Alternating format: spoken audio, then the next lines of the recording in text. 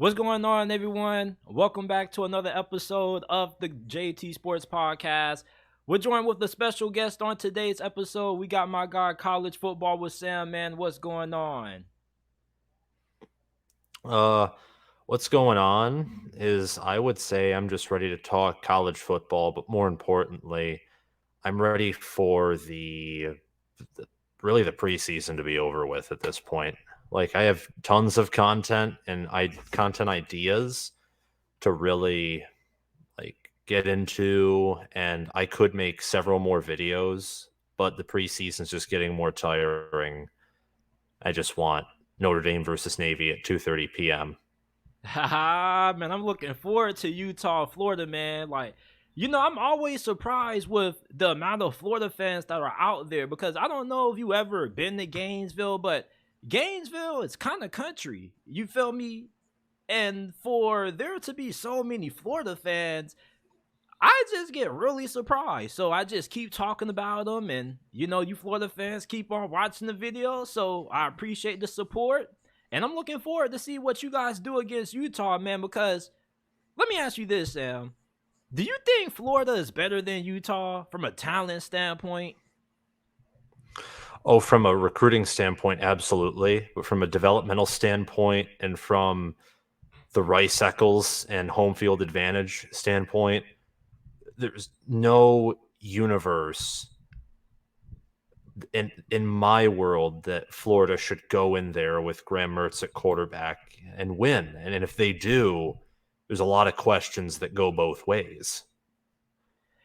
And I was talking to a good friend of mine who follows Florida really closely. He's a fan, but he's one of those fans that, like you can ask them about their favorite team and they'll give you a real good, grasp on them, or they'll give you like a really good analysis on them, and they'll be unbiased. Like last year, he said he felt like they probably was going to be a 6-7 win team and nothing more. But this year, they actually feel like they could go in and be maybe a 7-8 win team. Apparently, Graham Mertz has looked really good in camp. Maybe he could end up having like a Bo Nix or Michael Penix resurrection. That would be shocking. Wouldn't that be a headline? We talking about Bobby Petrino and everything else. Graham Mertz, fam, going into SEC territory with the big dogs and having a really good season. You talk about, a plot twist. Sheesh. That would it would be surprising. I mean, I think that if that happens, we'd have to really reconsider what we think of when it comes to Paul Chryst and his coaching. But I mean, what do you expect? At Wisconsin under Chryst, there was never a great quarterback with the exception of maybe Jack Cohn. So maybe Napier has someone on his staff that's just better. I mean, I don't know Florida as intimately as I do almost any Big Ten team, but I know they have a good O-line. I know they have a top 10 running back room. So, I mean, there is a world where, yeah, 7-8 wins is really possible. Yeah, man, but there's also a world where, them not making it to a bowl game is also possible. But if you guys haven't already, make sure that you guys subscribe to my guy, College Football with Sam. He has over 10,000 subscribers on YouTube. One of the best, fast rising, up and coming college football content creators out there. Very great content, very soothing and relaxing voice. So go ahead and check my guy out. And Oregon and Washington are headed to the Big Ten. And there seems to be a narrative with these Pac 12 teams joining the Big Ten that since they're coming from the West Coast, they're soft.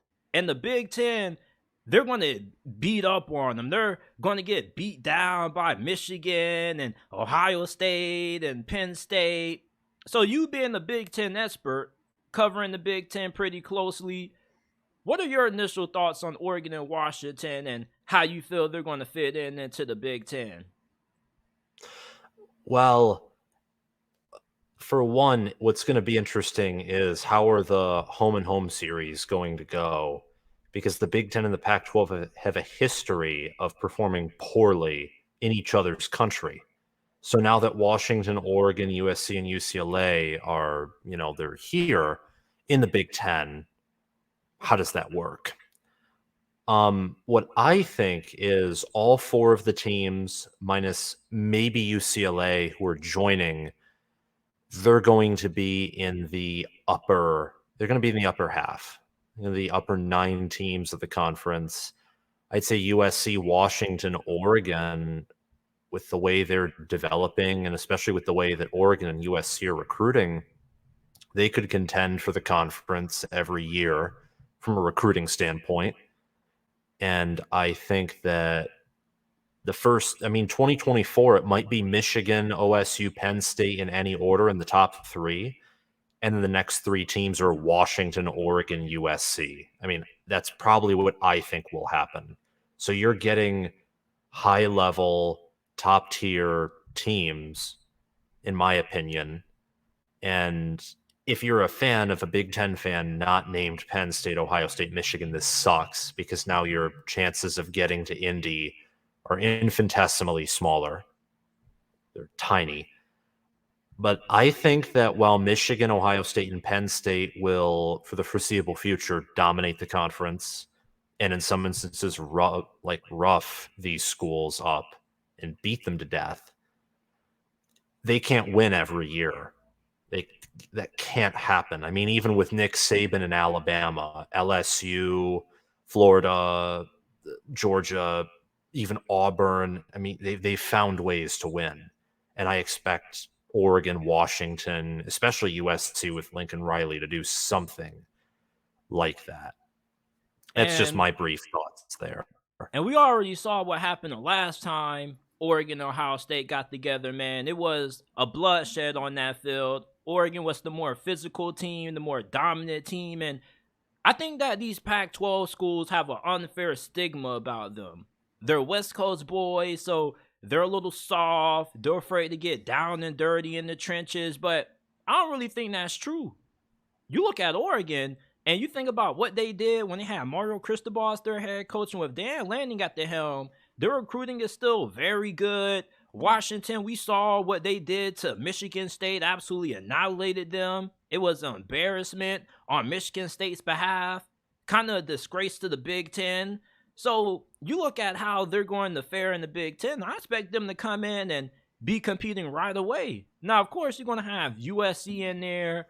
I don't really know about UCLA, but they do have Dante Moore, so they're going to be really interesting, and they do use the transfer portal pretty well. But Oregon and Washington are recruiting really high right now, and I think that they possibly pose a really big threat to Michigan in particular.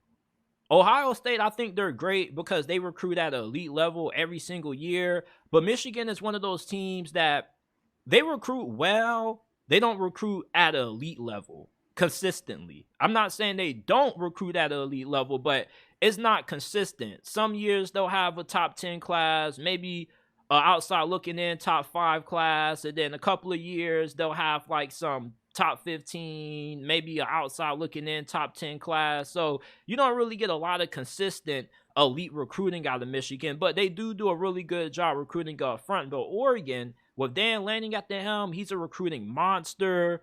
Kellen DeBoer, he does a really good job recruiting. I think there's a chance that Michigan could find themselves kind of a little bit, out of the loop in things for the next couple of years after this year. When you look at how the trajectory of these two programs is trending up, they can find elite talent. They got a lot of money to spend when it comes to NIL, especially Oregon, with the fact that, they have that rich who's the dude? Phil Knight, I believe. Yeah, Phil Knight, the dude who's like the CEO of Nike or something like that. So, money ain't a problem for them.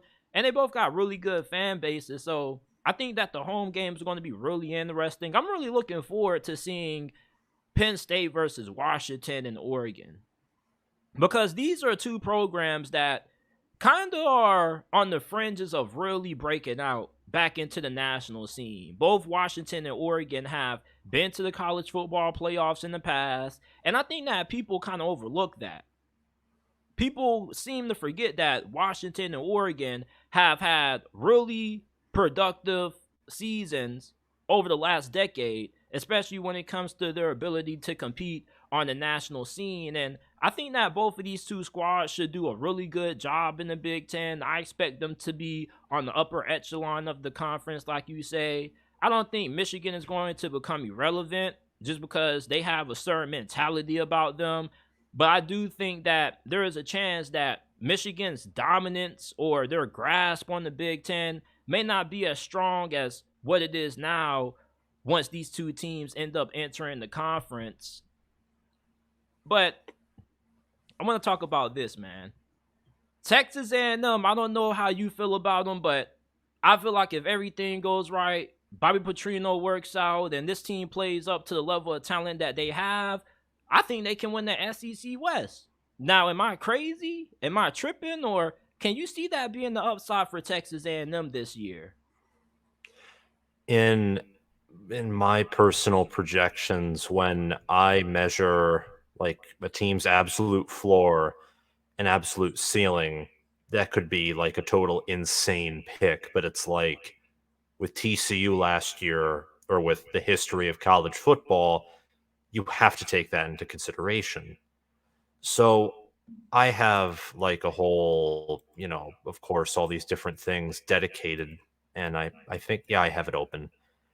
Yeah, Texas A&M, I have getting like they could go to the college football playoff at their best, but that is way out there, way out there. And once they reach the national title or the playoff, if they're that good, then of course they can reach the national title because the sheer amount of talent they have. But that's their ceiling if everything goes right. And I think that a more realistic ceiling, or maybe a safer ceiling to go off of, would probably be 10-3 or 11-2, winning your New Year's Six Bowl. They don't face Georgia from the crossover, so that's good. But when you still have LSU, Auburn, they have a non-conference road game at Miami, and Arkansas, for example, at the neutral site, it's tough. It's very tough. And I think my personal opinion about A&M is Bobby Petrino. The game of college football has passed him by. Jimbo Fisher is outdated as a head coach. He's stubborn. He thinks that he can buy a recruiting class into saving his job. And ultimately, this isn't me, like, it's not that I hate Jimbo Fisher. It's just from what I see, this team has been rated highly and praised time and time and time again. And what have they done? Nothing. Even when they beat Alabama, they bombed later in the year. They can't. That's coaching. When you have that sheer amount of talent, like their talent roster, fourth best in the country. And that was last year. It could be third this year. It could have passed Ohio State's or maybe past Georgia's with how much they lost. And when you don't win at the highest level with that, that's coaching. And I don't think Bobby Petrino's up to date. I don't think Jimbo Fisher's up to date. I think even if they collaborate well, the game has evolved and continues to evolve at such a rate. I don't think they're going to have long-term success. I think if A&M wants to reach that point, you're going to have to find a way out of this contract, or you're going to have to wait it out, which is going to be excruciatingly painful. But ceiling, like you asked, if everything goes right, and if I'm wrong, they have the talent to go to the playoff and potentially win it all with how well they've recruited. You see me, like, I'm a fan of the underdog, and I love a good comeback story. I'm looking at Jimbo Fisher, and I still think he's a pretty solid head coach, although he kind of has lost a little bit of luster when it comes to his play calling. The offense hasn't been good ever since they lost Kellen Mond and they went to the New Year's Six Bowl that year. But I really believe in Bobby Petrino. It wasn't too long ago he had Lamar Jackson, and he was a Heisman Trophy winner. And he has a really good track record of being able to develop and work with quarterbacks. And I don't know how much you've watched Connor Wigman, but I thought that he had a really good true freshman campaign. He was highly rated when he was coming out of high school. And Jimbo Fisher pretty much considered him to be the best quarterback coming out of that recruiting cycle, which I believe was the same cycle that Drew Aller came out, if I'm not mistaken. Don't quote me on that. And when It I'm looking, was. okay, so you got a really talented quarterback in Connor Wigman. You got a really good offensive line. I feel like the problem with them last year was that they were really lacking depth there. And I'm looking at their schedule. Their toughest game before they really hit their conference schedule is Miami on the road, which, me being a Canes fan, I think that Texas A&M is probably going to win that game. I don't think it's going to be a blowout. I think Miami could be a top 25 team this year, but me being a Canes fan, I done got let down so many times by this program. I'm going to give it to Texas A&M. Auburn could be a little bit tricky. So could Arkansas. But I really feel like Texas A&M, with the roster they have and how good they are up front, I mean, they got one of the best defensive lines in college football. And I don't really think they get enough credit about it. It's like you have a lot of talented players on there. You got guys like Shamar Turner, Walter Nolan. There's a lot of talent that they have up front. They got a lot of NFL bodies on both sides of the football. And their wide receiving core is absolutely stacked too. And I believe with Connor Wigman at the helm, as long as he can get some competent play calling out of Bobby Petrino, and Jimbo Fisher can let Bobby Petrino do his thing, not step on his foot, I honestly feel like this could possibly be a one-loss team. And I know that sounds hard to fathom at their ceiling when you think about how much of a bloodbath the SEC is going to be. And I mean, they got one of the toughest conference schedules in the SEC. I mean, they're playing Arkansas, Bama, Tennessee on the road. You got to play South Carolina, Ole Miss. I mean, they just have some of the best teams in this conference on their schedule. But with how talented of a team they have, I really don't see how they can't find a way to at least go 11-1 throughout the regular season if they're playing at their best, because they do kind of have like a top 5 roster in terms of talent and everything. So as long as Jimbo Fisher can, let Bobby Petrino do his thing, I really feel like this could work. I really like Connor Wigman. He has a lot of similarities to Dak Prescott, in my opinion, just a little bit more athletic. I really feel like they could be 11-1, make it to the SEC championship. I don't know if they can beat Georgia. I mean, they can beat Georgia. They have a shot, but Georgia's such a juggernaut and such a well-oiled machine. It'll kind of be hard for me to see that happening, but I'm really high on Texas A&M. Like, I really believe that this is a team that could legitimately be a college football playoff team this year, and I just love seeing chaos, and we haven't really had a SEC championship game where the winner from the previous year has made it in back-to-back years consistently. In Alabama, we got concerns about how their quarterback room is going to shape out. They could change their offensive philosophy all they want to, but at the end of the day, you still got to be able to throw the football to win the game. And when you're playing against a team like A&M with how good they are up front, I mean, it's going to be a little bit of a doozy trying to win with lackluster QB play. Not saying Alabama's quarterback play is going to be garbage, but I'm just saying I got a little bit more confidence in Connor Wigman than I do any other QB on Bama's roster. Yeah, no, I agree with that. And my thing, and as a Michigan fan, I understand this in the sense of we've had the 2 highest rated offensive lines over the past few seasons. Now, they've never performed that level in the postseason. They just haven't for whatever reason. In 2021, it was because Georgia's D-line was just much better. In 2022, I don't know what happened, but I think this year it's going to be rectified because I have Michigan as the number 1 team in the country. But even with that, you can't win forever and ever and ever and ever unless you're the exception to the rule. You can't win even with the best offensive line, which Alabama has the talent to have, by only running the football and never passing. You can't do that. And whether it's Ty Simpson, whether it's Jalen Milroe, who's really athletic, and I think I like him, and I think he's going to start. But if he can't throw the football, they might lead the country in rushing yards or close to it. And at the end of the day, when they face up against Georgia or an A&M or an LSU who have really good defensive lines, what's that going to look like? Is your run game just going to 3 or 4 yards per carry, failing a few fourth downs, can't pass the football. That'd be like pathetic, honestly. So, yeah, A&M, I agree that I do have a higher degree of faith in their passing game from a quarterback perspective, but you know, Alabama, LSU, and then Georgia in that title game. For A&M, there's just so much that has to go right with a, in my opinion, mediocre O-line. Wiegman, while he did play well last year, he still has things to prove.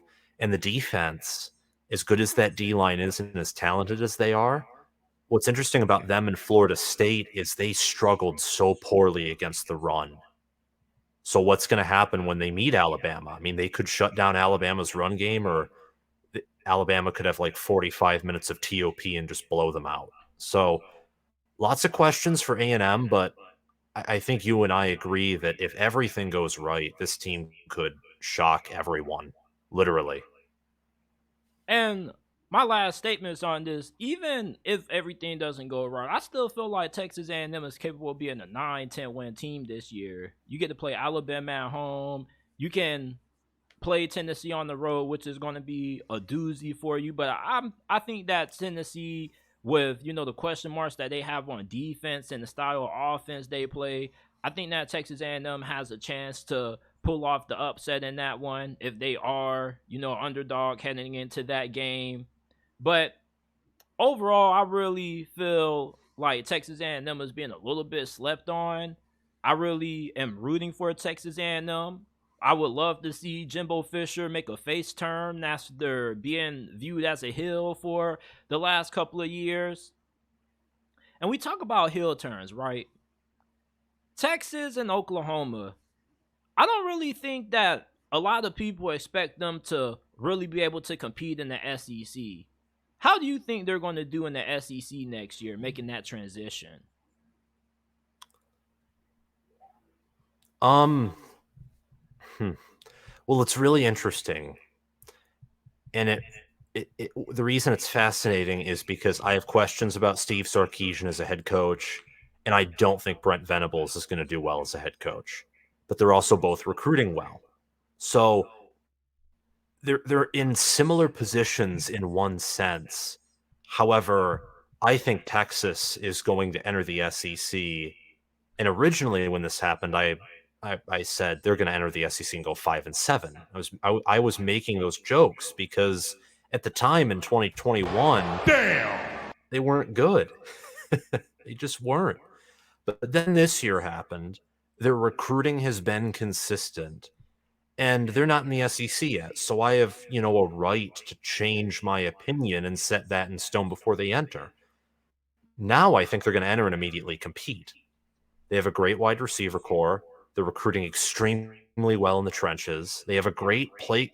Whether you think Steve Sarkisian's a great game manager and a head coach, he's a great play caller. So offensively, they have all the tools they need to succeed.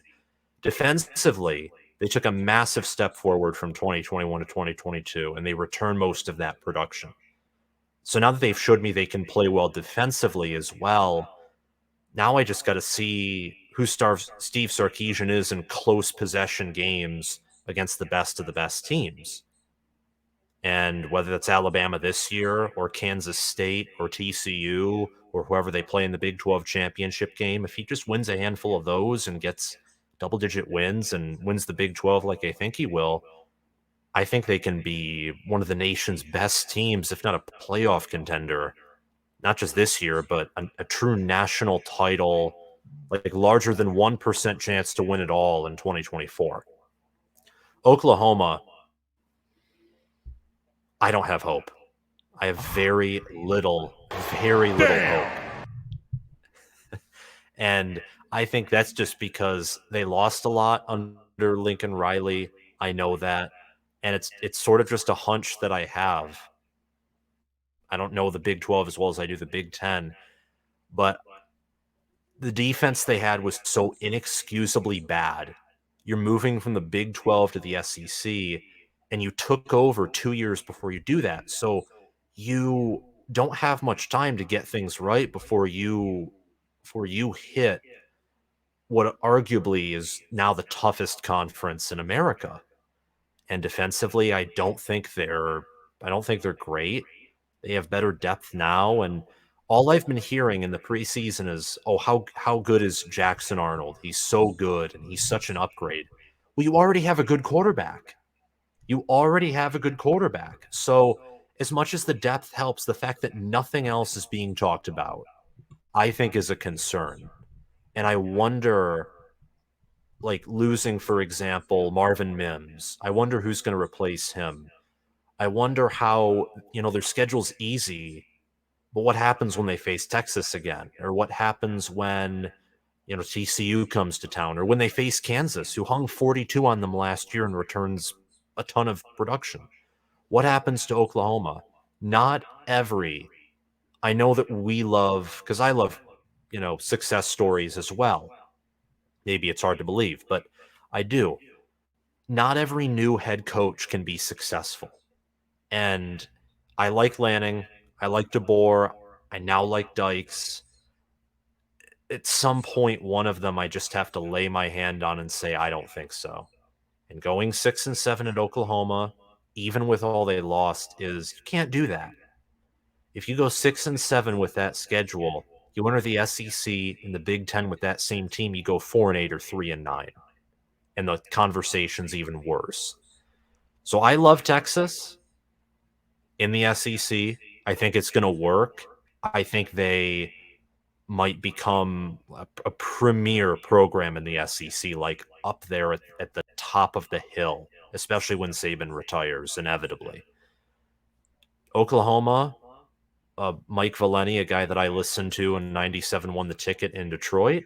He said, I think Oklahoma is going to go back to the Howard Schnellenberger era where they struggle to go bowling. I'm more inclined to believe that than the fact that Oklahoma will win the SEC. I truly am. Yeah. Damn! And I mean, listen, I love Brent Venables. And I'm going to give him a little bit of a benefit of a doubt.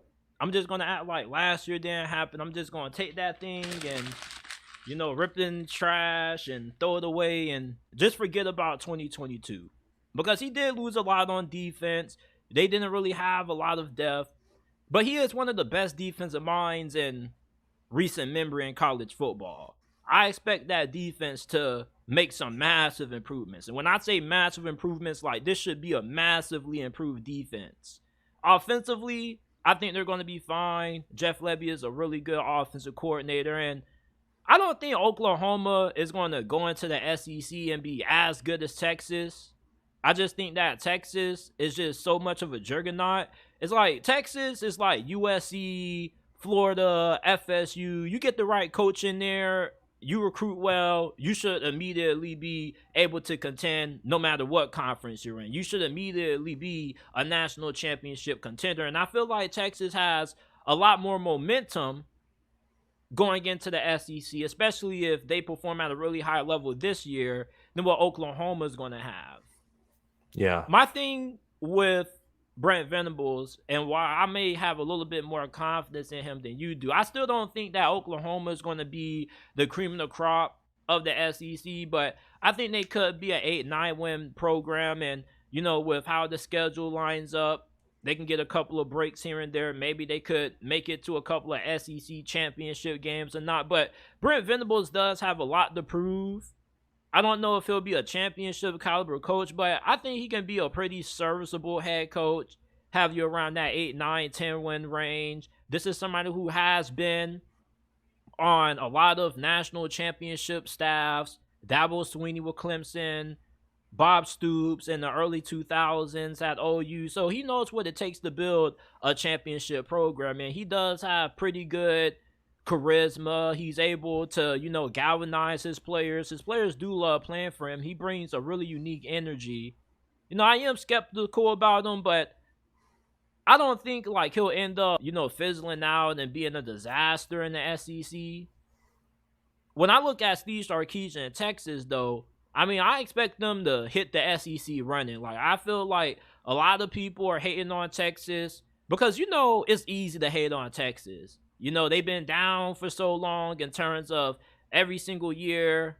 Well, I won't say every single year, but, everybody's always quick to shout Texas is back, and then they go and they disappoint. But I really feel like Texas is back, bruh. I really feel if you're an Alabama fan, or LSU fan, a Tennessee fan, and even a Texas A&M fan, LSU fan, Texas A&M, when they hit the Southeastern Conference, like, they're coming for throats.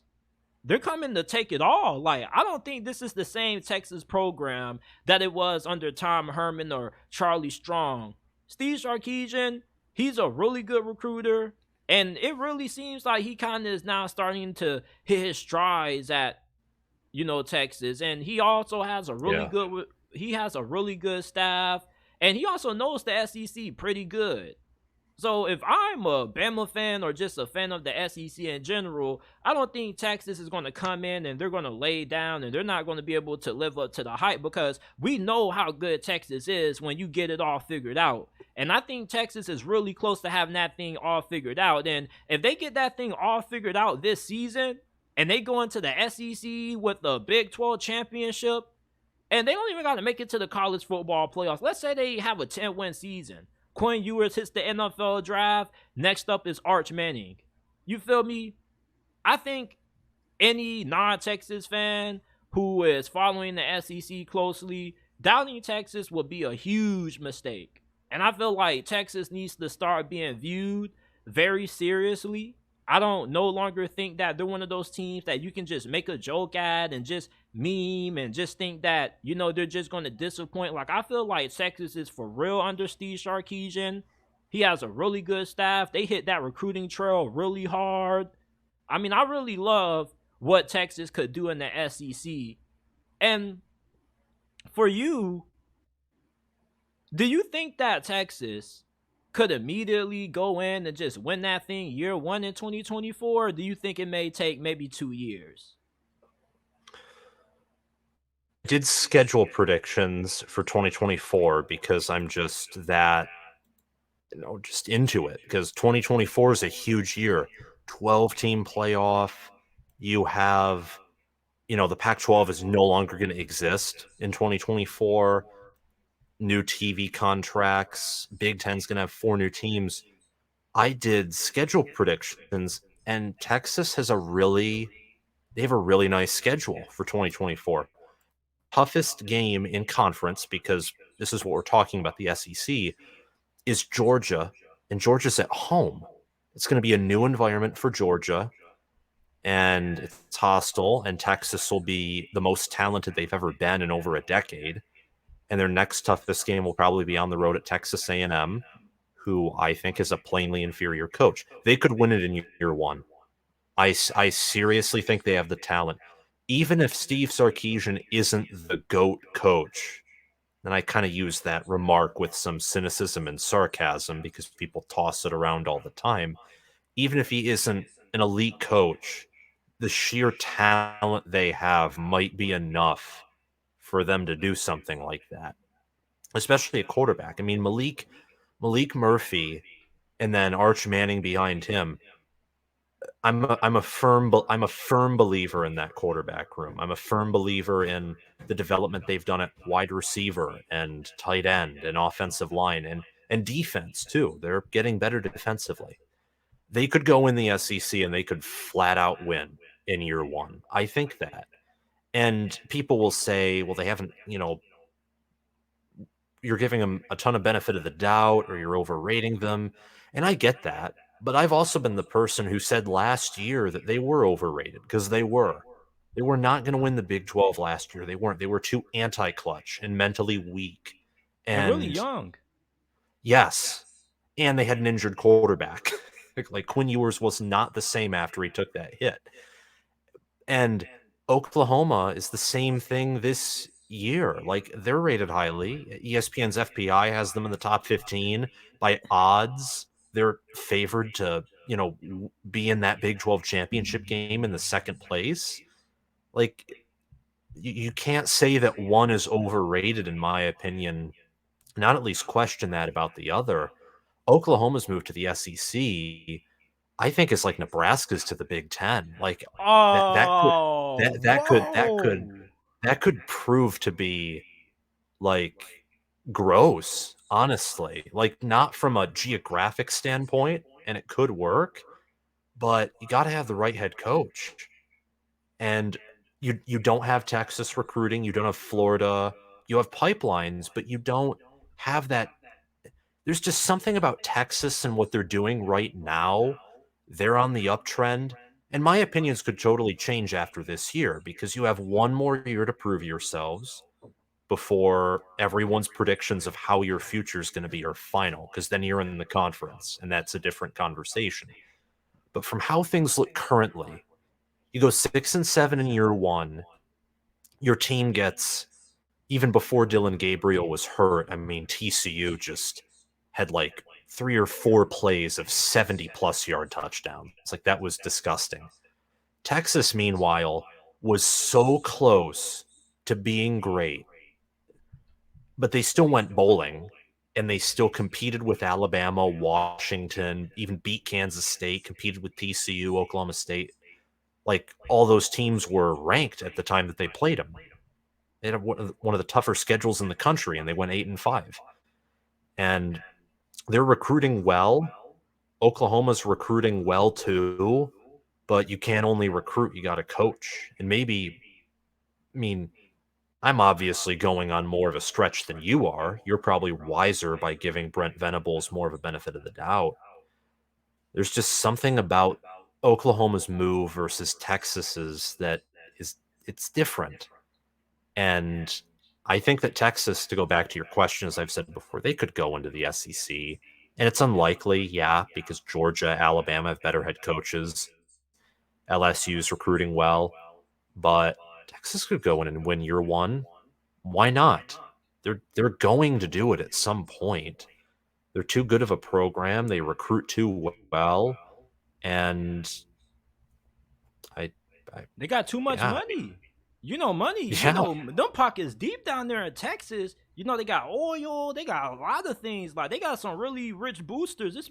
Texas probably has like a couple of a million, like $100+ million boosters, and their alumni back in that. Anything they need, they got it. Oklahoma, I know they got some pretty deep pockets down there too. That's why I'm giving Brent Venables the benefit of the doubt. Like the biggest thing to me to survive in the SEC, first of all, you gotta recruit. Okay, if you're not recruiting at a high level, I don't really think you can have too much success in the SEC. So the fact that Brent Venables has a pretty solid coaching staff and they are recruiting at an insanely high level, I think you could probably make the argument that he's probably recruiting at a better level than what Lincoln Riley was. I think a large reason why Lincoln Riley left OU is because it was a little bit more difficult for him to recruit the area versus him going to USC. And Cali's just rich with talent, and if USC has a good year, it's easily just to scoop up the best players in that state and build your team in Cali just alone. But I kind of feel with Brent Venables, he could be somebody who could end up not working out. But I think with the championship pedigree that he has, being on a lot of championship staffs, I think he probably should end up at least being able to keep Oklahoma an 8-9 win program in the SEC. Texas, every single year we ask this, are they finally going to be back? Is Texas finally going to be back in 2023, Sam? And I don't know about you, but I feel like this is it. I feel like Texas has too good of a squad not to be back this year. If Texas can't even win 10 games this year, I just lose all hope for the foreseeable future when it comes to Longhorns football. Because if this isn't the year, I don't know when it ever is going to be the year. Yeah. If they do what they did last year again this year, I will have the same mentality about them that I do about Oklahoma right now. It will flip that quickly. And they have no, I mean, let's look at their schedule just very, very briefly. Like, bear with me here. Texas, they open up the year, of course, playing a very easy opponent. Don't want to go over that. Alabama is the biggest team that they face all year. On the road, it's Steve Sarkisian's former head coach, Nick Saban, and it's the only team that they're going to face all year that has more talent than they do. And then after that, after Alabama and Rice, as Josh Pate would say, they play food in week Food. one. After Rice and on the road at Alabama, they host Wyoming, they play at Baylor, they host Kansas, Don't overlook that Oklahoma, game. I feel like a lot of Kansas. people are overlooking Kansas, man. Like they're up there in returning production. They got a squad. They got a solid offensive line, and they got a superstar quarterback in Jalen Daniels. And I don't think enough people understand how important it is when you have a quarterback that's on the caliber that Jalen Daniels is. When you have that kind of talent at quarterback, you should be in a handful of games, even if you don't have a great defense, which Kansas probably won't have, even though they do have some pretty good players on that side, like Kenny Logan at safety. With Jalen Daniels, he's going to keep you in a lot of games. So as long as Kansas can avoid going into the fourth quarter being down by like 10 points and it's a close game, I think they could possibly pull off the upset. And I think the biggest threat in the Big 12 this year to Texas, to me, is Kansas. I think that's one of the biggest games in the Big 12 this year. I think Kansas is really that kind of team. But outside of that, I mean, like, I feel like they probably could, run the table on their schedule, at least for the next couple of weeks after. But I'll let you continue. I just had to say that. Oh no, you're good. You're good. And I say that because I have Kansas, full disclosure, including the bowl game. I have them going 10-3, and they're my top 25. So I totally Oh! agree with you. That's in my bold predictions Oh! video. Okay, Like I see you, 10, Sam. yeah, 10-3, and their offense is probably going to be top 10 in the country in scoring. Like that team will they will destroy any defense they face except for maybe a defense like Iowa's or Iowa State's that are just so fundamentally sound it's going to be hard to hang more than 20 on them anyway. And But Texas does Texas, not have that defense, well, Texas in my could opinion at have least. a really solid defense this year. Now, I don't know if their defense will go in and, shut down Kansas. I'll be really surprised if that were to happen, even though they are playing Kansas at home. I just think with how good Jalen Daniels is, like, with how he played before he went down with that injury, if he can get back to that same level, which I believe he will, I think that could be a really good game. But I probably still will give Texas the edge. I know this seems like a Kansas love fest and we talking about Texas, but I really think that's one of the biggest games for Texas this year. Honestly. Oh yeah.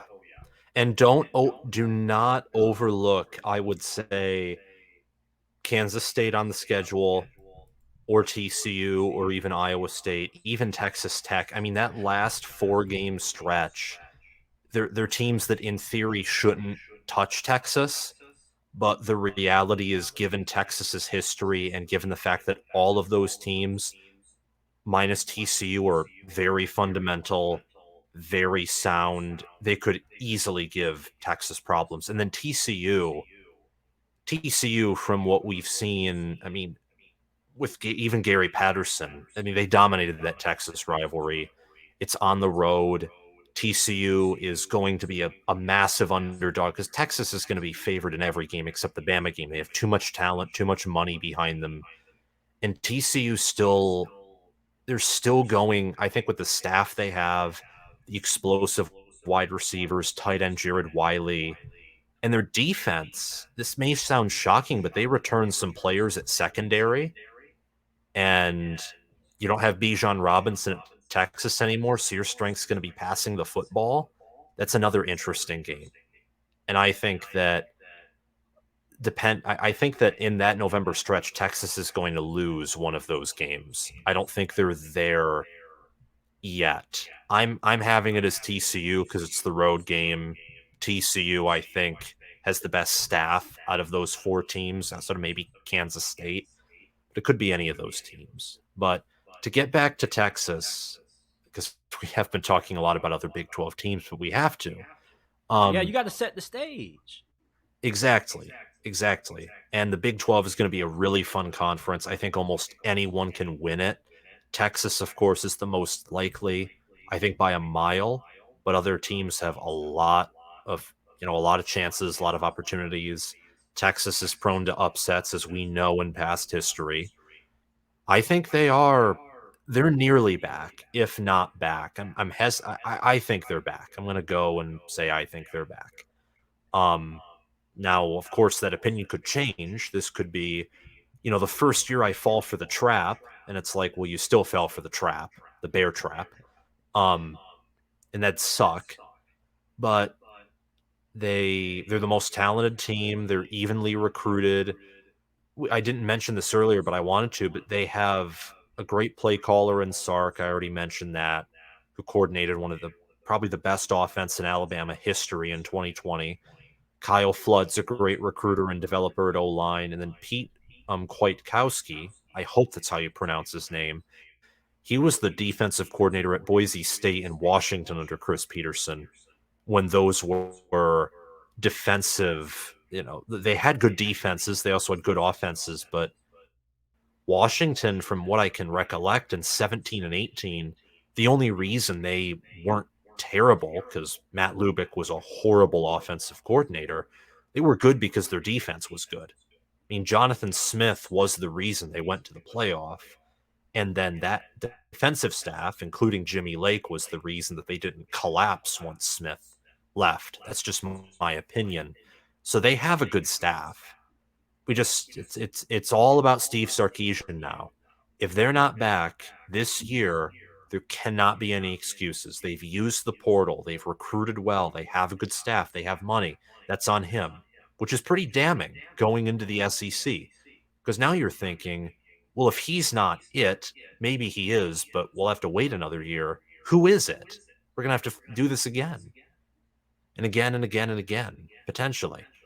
And you're back to where Oklahoma's at, except better because you have more in-state talent and you at least have a staff with a good reputation and you've properly built your team. So I think Texas is back for sure, but we'll have to see how it plays out this year because the Big 12, I mean, Texas and Oklahoma have been predicted to win the Big 12 for probably the last decade. Maybe I think 2015 was the last time they weren't. And Oklahoma won it that year. So Big 12's wide open a lot of years, and especially in the future when Texas leaves, whether it's Deion Sanders or Sonny Dykes, Lance Leipold in Kansas State, it'll be even more wide open. It'll be maybe a new champion every year. We'll have to see. So Texas, I think they're back, but we'll have to see.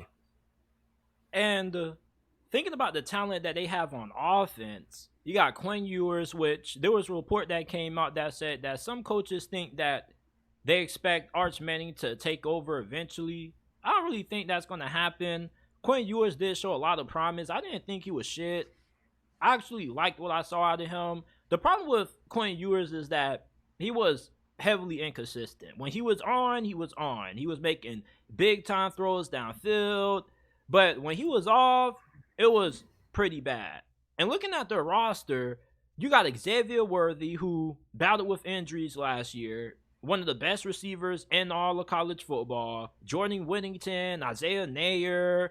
Yeah, they did lose Bijan Robinson and Roschon Johnson, but they got a lot of talent in the backfield. They're going to have one of the best offensive lines in college football. I mean, they don't need a great defense to run through this conference because you look at what they have offensively.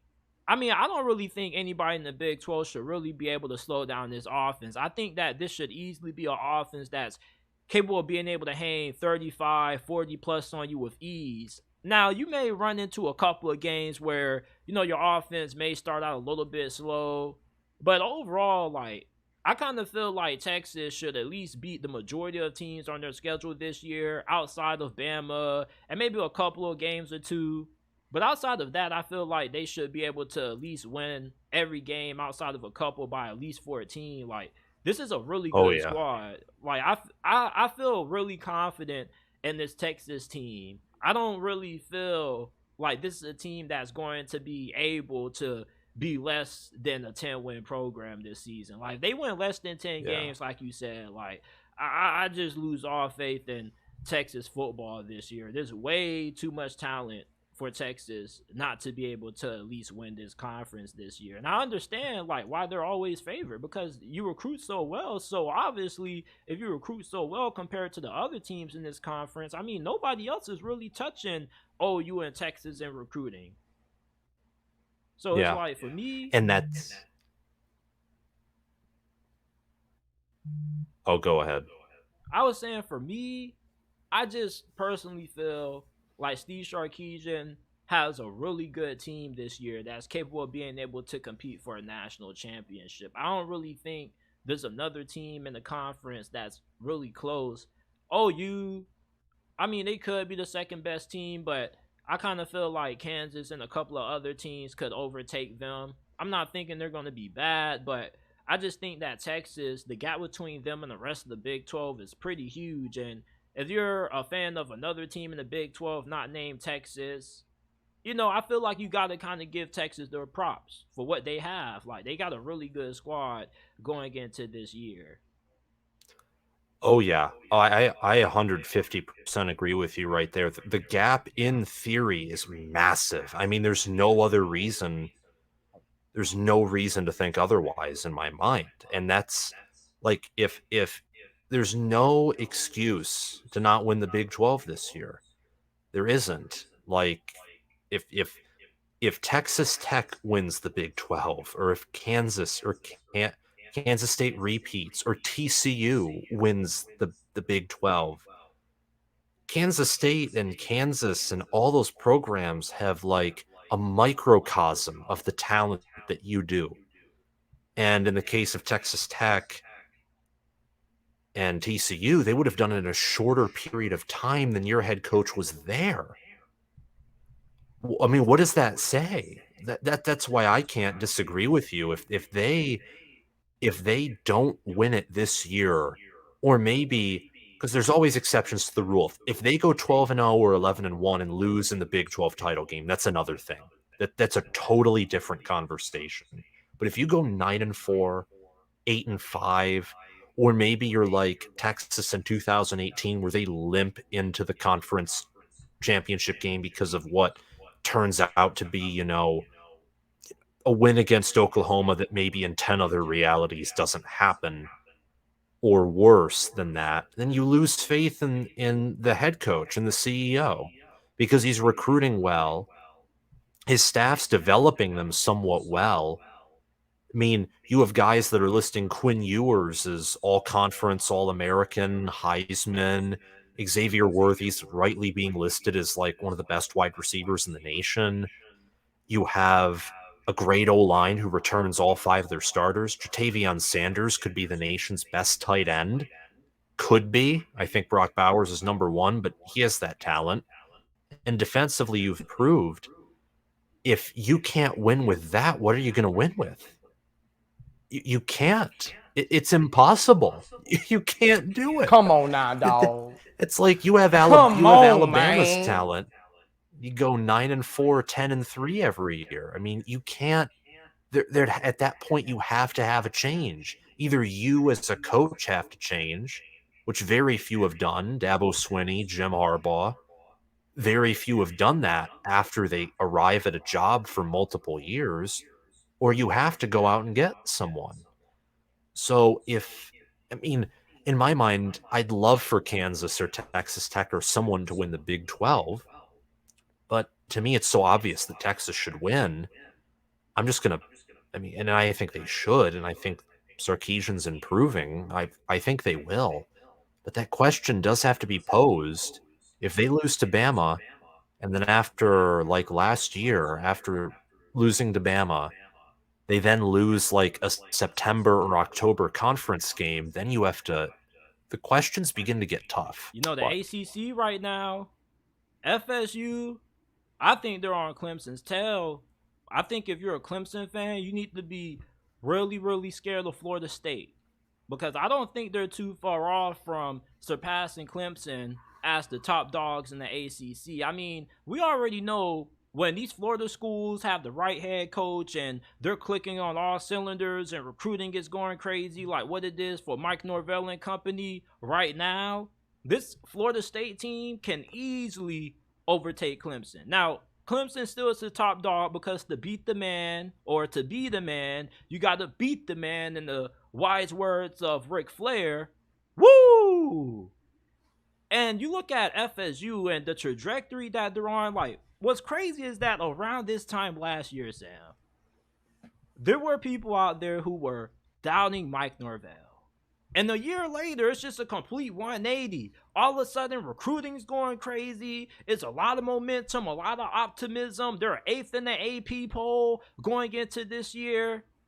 FSU, do you think they're going to end up surpassing Clemson? It doesn't have to be this year, but do you think it's soon that Clemson is about to take second throttle to Florida State and the ACC? There are multiple reasons I think Florida State is going to surpass Clemson. I have a question to ask you about this. Do you want me to ask you it now? I mean, you don't have to answer long if you want to get back to my answer, but I think it's a very important one just to like set the perspective. Go ahead. Okay.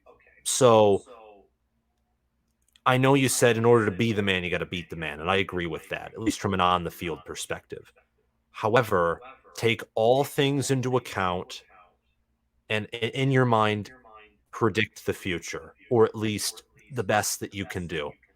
Do you think Florida State has already surpassed Clemson? Like, do you see, like, do you think that's already happened and it's just inevitable at this point? Because I look at a multiple of things and I'd be very close to saying yes with that. What do you think? I say no. They are recruiting really highly, but Clemson also does recruit at a pretty high level.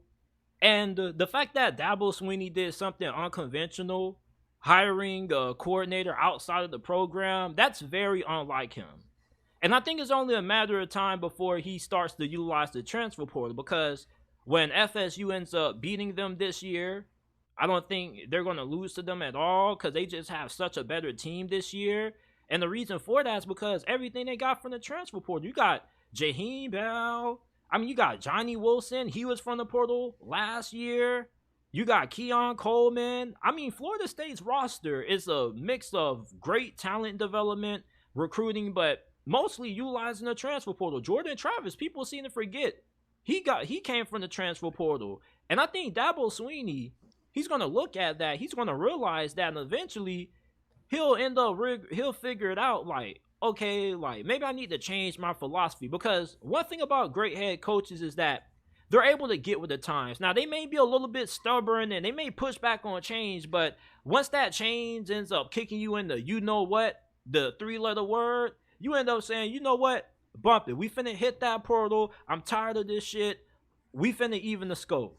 And I think Dabo Swinney is still a really great coach. And I think that if they lose to Florida State this year and they see Florida State take the conference and Florida State has a lot of success, I expect Clemson to be able to eventually, have Dabo Swinney change his mentality towards the portal. So I still think that Clemson does have the upper hand on Florida State, at least right now, because Mike Norvell still has to prove on the field that this team can be able to beat Clemson and he can outcoach Dabo Swinney, because I still feel like Dabo Swinney and that Clemson team were coaching circles around them last year. And that wasn't really a great Clemson team. They didn't have a great offense. Their defense was pretty good. I feel like their secondary was a little bit rocky, but I still think that Clemson is the program to beat until, Florida State can really prove it on the field, because that's really all that it matters, because it doesn't matter how good you are when it comes to recruiting and utilizing the transfer portal. If you can't show the results on the field, all that has to show on the field. That's what it's all about. It's all about the product that you're going to deliver on Saturdays. And what's the point of, utilizing the transfer portal, getting all these great recruits, and having a more talented team than Clemson if it doesn't even matter if you're not going to be able to beat them? And that's why Dabo Swinney has yet to change his mentality on the transfer portal. It's like if Clemson beats Florida State this year and they win the conference again, Dabo Swinney is going to have no reason to change his philosophy because it's still working. Yeah, that those are great points, and that's why I said, to a certain degree, why I'm like nearly saying yes, but not entirely. And I liked what you said about maybe the fact that Dabo Swinney could adapt. I mean, I'm not apt to think that he will, but it's good that you have that in your end I mean, like because he kind of people already change. has with hiring Garrett Riley because his previous Exactly. coordinator hires have been promoted from within. And that was a big hire. If he didn't make that hire, Clemson would not have been in my preseason top 20. They wouldn't have. I mean, like he literally, that hire bumped them up about like 10 spots in my mind because Brandon Streeter was just that bad. I think that Clemson, if they don't change these things, and I get that he went outside and hired he hired Garrett Riley. That was a change. I don't We'll see what he does with NIL. We'll see what he does with the portal and those different things because he isn't using the portal. The only reason that's bad is because there are people leaving his program. Like if there was no one leaving Clemson, well then who cares? Like your roster's intact. But talent is draining out there perhaps more quickly than is flowing in. And Florida State and Mike Norvell and Florida State athletics too, like publicly saying we are going to leave this conference if things can't change. Florida State is totally foot to the gas, all in. They want they want to be at the top. Like it's very clear. And I think that Florida State wins the ACC this year. I think they split with Clemson. I don't think they're good enough to just go. I don't think they're good enough to go 2-0 versus Clemson. And not only that, but where I think Michigan or Ohio State could be so good that they could, in a hypothetical 2-game series, just, go 2-0 against each other. I don't think Florida State and Clemson have that talent or even current coaching all around to do that. However, like getting back to the long term, from what I see right now, Florida State is using the portal more, like way better, obviously, all around. Their recruiting is catching up with Clemson. They have Landon Thomas. They got KJ Bolden. They're using NIL in their recruiting.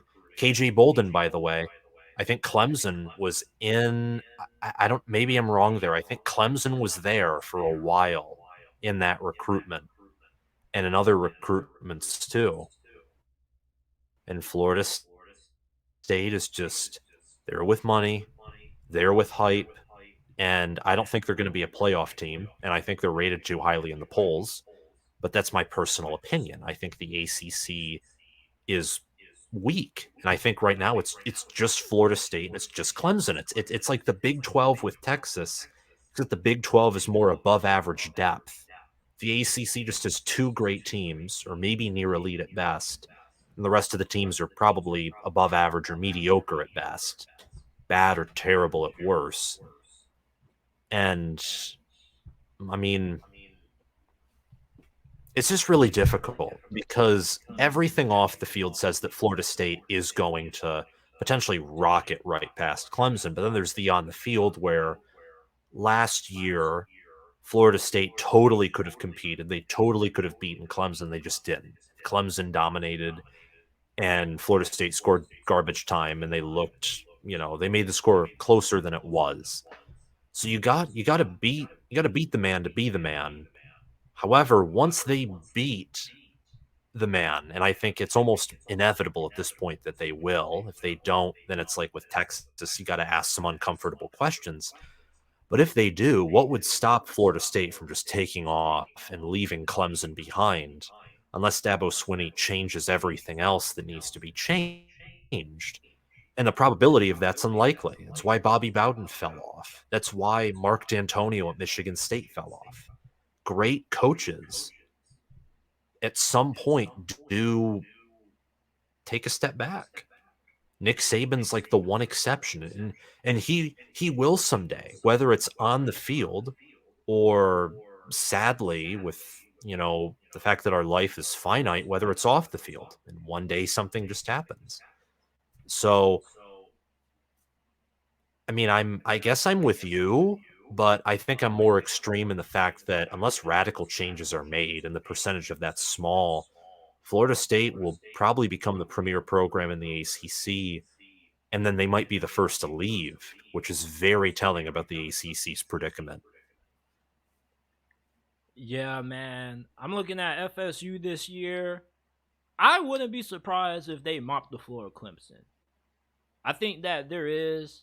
I ain't gonna say there's a significant gap, but this FSU team, they got some monsters. Johnny Wilson is 6'7", 240 pounds at receiver. Like, how the hell are you stopping that? How are you stopping a Jaheim Bell? Like, do you know that they pretty much got 3 of the top highest ranked players out of the transfer portal? Sent Fentrell Cypress transferred from Syracuse. He was the second best cornerback in the portal, right behind Travis Hunter, one of the best cornerbacks in college football. Jaheim Bell, I saw a lot of him at South Carolina. I mean, they used this dude everywhere he was playing. Wildcat quarterback, H-back, fullback, tight end, receiver. Damn, I wonder what he's going to play next. Jordan Travis. I mean, I love Jordan Travis. You talk about somebody who has grown and improved over the years. I remember there was a point where you used to watch Jordan Travis and you knew he was going to run the football. He wasn't even going to throw that thing. And now he's improved as a passer. Keon Coleman.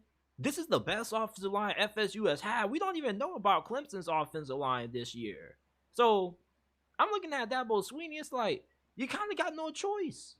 It's like, I don't think, I really can't see Dabo Swinney allow himself just to be left behind. He's too much of a fighter. He's too much of a scrappy guy. I feel like he's somebody who, he is stubborn in his ways, but eventually he'll come around once he gets tired of getting bludgeoned to death by FSU, and he's gonna have to hit that portal because because Dabo Swinney has had the luxury of taking over Clemson and taking over this conference when FSU was pretty much in the state of decline. Even though they did have a couple of years with Jameis Winston, ever since those years been over, Clemson really has dominated this conference.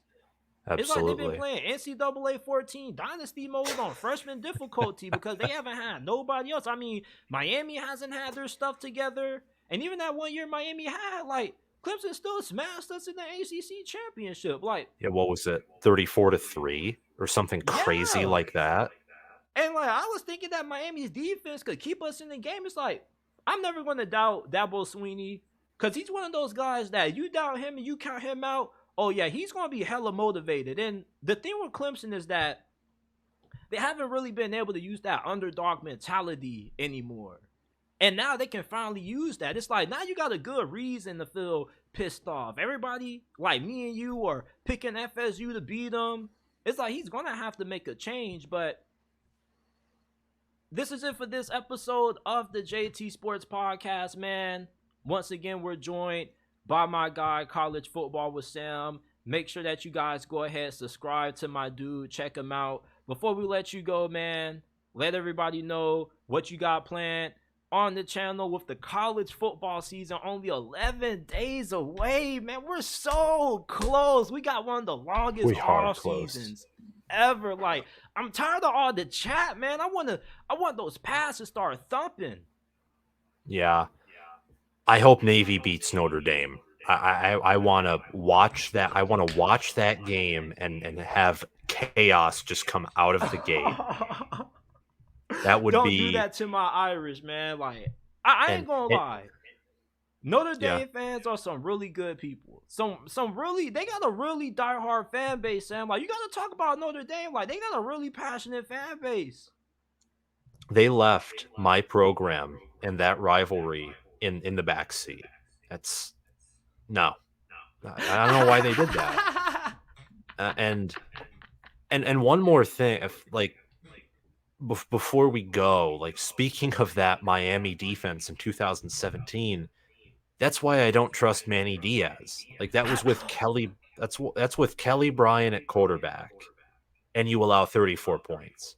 But anyway, with Notre Dame, I it's not that I don't necessarily like them. I mean, I like Marcus Freeman way better than Brian Kelly as a person, and I hope that he grows into a great coach.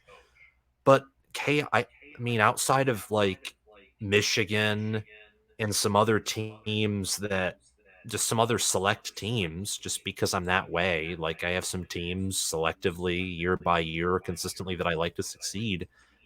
Let chaos ensue. Like or if not, if I mean, if not for Navy beating Notre Dame, I mean, maybe Rice beating USC, but that's not going to happen. So I'm not predicting those things, but I want to see games, even if it's week 0. And I'm hoping to go live once because this, as you can see, I'm not as transparent as I was. I'm hoping that everything can get set up, maybe order another ring light, and I can go live of a more professional studio just a week before all the games. But week 0 is going to be fun. Then, Thursday night, I think it is, you got Utah, Florida, and then also Minnesota, Nebraska. That's going to be awesome. I think Utah is top 10, but Florida also has like the talent to do something if like, the reports are true about Mertz, and also they have a really good run game. Minnesota and Nebraska both have top 25 potential. I think Minnesota's a close to top 15 team. Nebraska has an awesome quarterback in Jeff Sims. So I'm just excited for football to be here too. I'm tired of waiting as well. And my plans for the channel are just to, I'd say, do a top 25 this week. If I do have time, do an SEC, maybe Pac 12 preview, like how I did my Big Ten preview earlier a few days ago, and then talk about Michigan, Ohio State, Penn State, Michigan State, and all these Big Ten teams and what I think, like do a detailed video on each. And also probably talk about like Washington or Utah again, just some of those, teams that are up there that I think are going to be really good this year. Everybody, this is College Football with Sam. Appreciate you for coming on, man. Make sure that you guys go ahead and subscribe to his YouTube channel. We're going to have it in the link down in the description down below. And listen to the JT Sports Podcast, man. We're trying to get to 100 5-star reviews. The podcast has been doing some really good numbers lately. I don't know what the hell has happened. I guess y'all are just now starting to figure out about the podcast, but get us to 100 5-star reviews before the start of the college football season, man. We're at 70 right now, 30 away from 100. If you want to support the channel, go ahead, leave us a 5-star review. It's free. Doesn't take long to do, only takes 10 seconds, and you're supporting the podcast. Once again, we appreciate College Football with Sam for coming on, and we would love to have you on again, man. Take care.